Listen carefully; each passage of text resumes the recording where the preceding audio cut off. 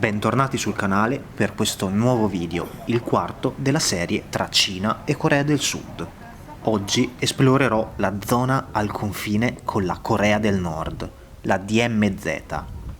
Qui ci sarà modo di vedere l'alba dal ponte sospeso, vari monumenti e resti della guerra di Corea. La DMZ è forse uno dei territori più particolari al mondo, essendo stata creata dopo l'armistizio del 27 luglio 1953 tra Corea del Sud e Corea del Nord. Si tratta di una striscia larga 4 km lungo tutto il confine tra le due nazioni. Quindi mantenete i nervi saldi e preparate il passaporto. Iscrivetevi al canale per supportarmi, è un click che a voi non costa nulla ma che a me aiuta tantissimo, e godetevi questa nuova avventura. Carissimi, sono tornato nella mia bellissima reggia, come vedete sopra quasi tocco e non ci sto, insomma.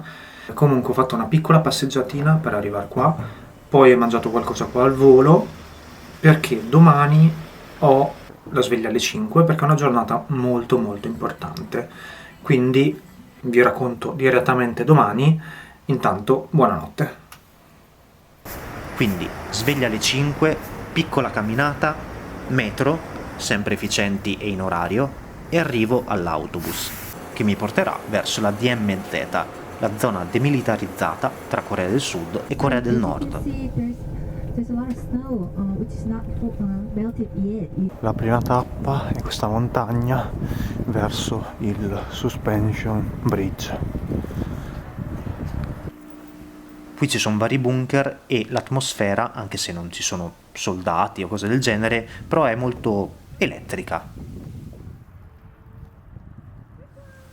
Comunque il ponte è il più lungo ponte sospeso del paese ed è dedicato al primo battaglione dell'esercito inglese che si scontrò contro i cinesi. Facendo qualche passo indietro vi dico come sono arrivato qui. Per questa giornata ho deciso di affidarmi a un tour organizzato. Questo perché, nonostante esista un modo per arrivare alla DMZ in autonomia, non avevo troppa voglia di prendere più autobus con una temperatura di meno 10 gradi. E poi sono giorni in cui non sto benissimo, infatti domani mi verrà la febbre. Il tour mi è costato circa 60 euro ed è durato 8 ore. In questo momento siamo a circa 5 km in quella direzione, c'è la Corea del Nord. Comunque bella la vista dal ponte, con questi colori dell'alba. Se venite qui da soli ci sono anche dei trekking, che in teoria si possono fare tranquillamente.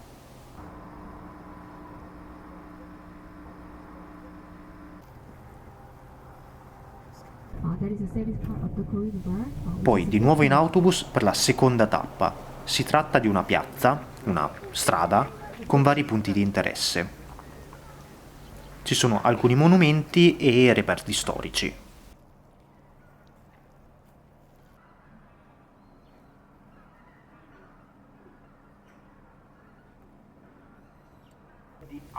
Questo treno era diretto a Pyongyang, capitale della Corea del Nord, prima della guerra. Con l'inizio delle ostilità non è più partito. Questi binari che portavano il treno a Corea del Nord, ci sono le varie scritte con le varie fermate.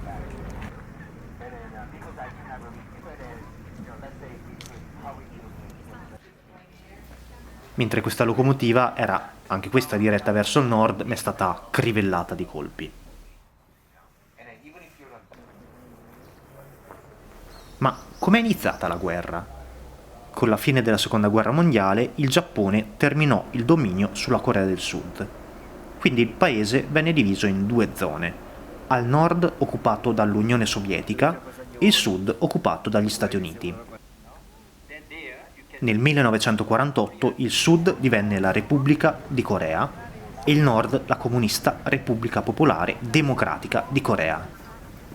Nel 1950 un'invasione nordcoreana diede inizio alla guerra, che si concluse nel 1953.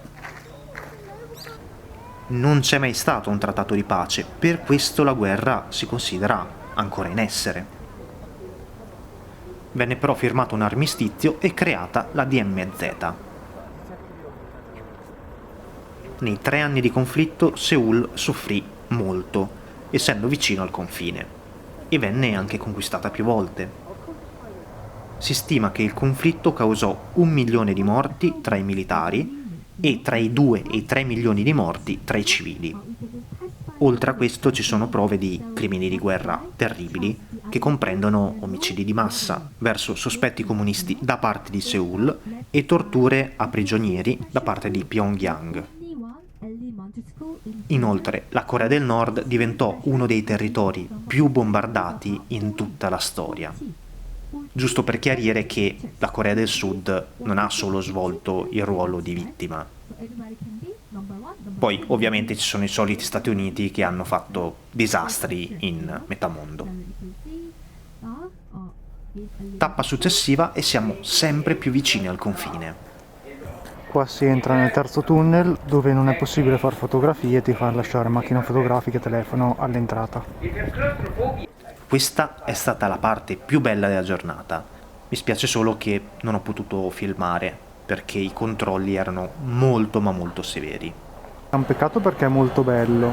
Praticamente si inizia da qua dove c'è la discesa che è molto lunga e poi si continua fino ad arrivare a quella parte che sono praticamente a 170 metri di distanza dal confine con la Corea del Nord. Comunque questo è solo uno dei 4 tunnel scoperti e scavati dalla Corea del Nord verso la Corea del Sud. Ancora oggi il governo di Seul ne sta cercando altri.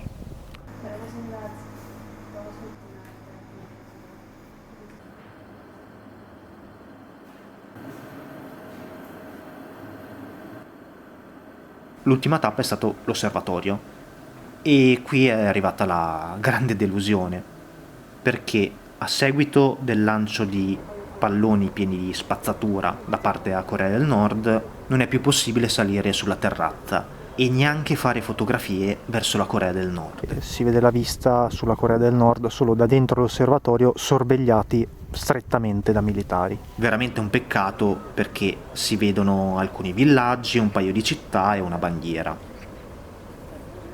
Personalmente penso che sia un'assurdità colossale, perché viene giustificata dal fatto che la Corea del Sud non vuole provocare la Corea del Nord. E vabbè, devo dire che questo ha confermato quanto pensavo prima di venire qui, cioè che personalmente non ne valsa la pena. Non per i soldi, perché alla fine 60 euro per un'esperienza del genere non sono tanti, però tenendo in considerazione tutto ciò che ho visto e fatto, io non sono rimasto soddisfatto. La canzone che sentite in sottofondo è quella che viene proiettata verso la Corea del Nord e dovrebbe arrivare a 30 km di distanza e quindi anche la città, una delle città più grosse, che si trova a 17 km da qui. Intanto torno a Seul, qui mi godo le vie più affollate, piene di insegne luminose e i mercati, perché sentivo che nei giorni precedenti li ho snobbati un po' troppo.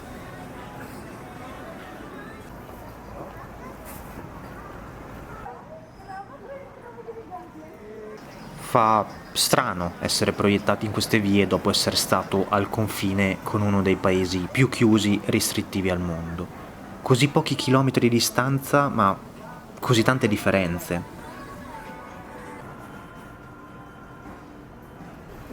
Com'è, strana la vita.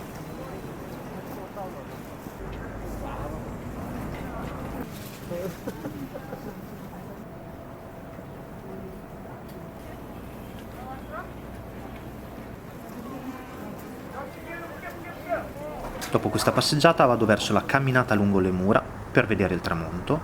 È dalla parte opposta rispetto alle mura dove sono stato un paio di giorni fa.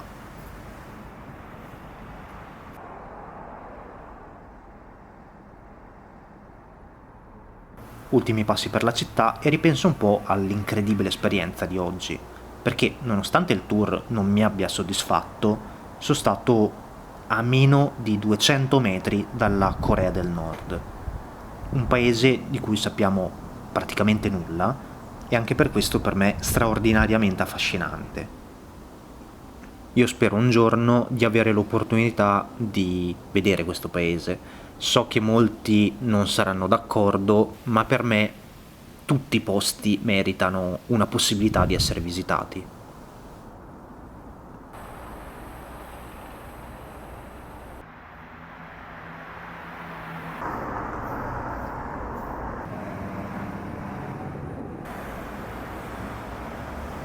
Siamo arrivati alla fine di questo video. Io come sempre vi ringrazio per essere rimasti fino alla fine e vi do l'appuntamento a settimana prossima. Mi raccomando, iscrivetevi al canale per non perdervi il nuovo video. A presto!